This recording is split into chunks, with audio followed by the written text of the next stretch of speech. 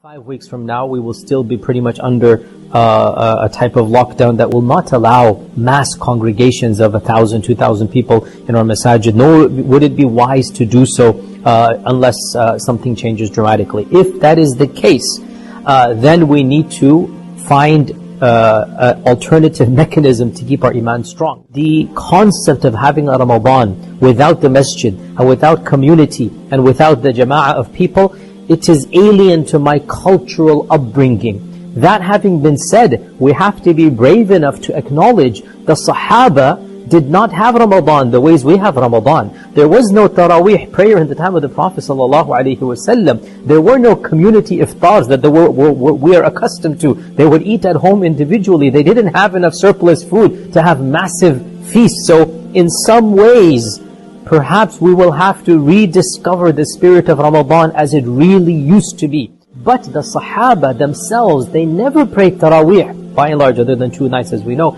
They never prayed Taraweeh in the time of the Prophet ﷺ in community. They would pray Isha, and then they would come home, and then they would pray Qiyamul Layl on their own. So we will have to rediscover the original spirit of Ramadan, and that is simplicity. Then tell your families, let's come together, families only, right? Not nobody from outside the house, families only. Every night, let's do something. Let's do a Quran circle, let's do Isha together, maybe Taraweeh together or Taraweeh separately. But we encourage one another in the households to be able to rediscover the spirit of Ramadan. And again, to be technical, Taraweeh prayer is actually tahajjud prayer.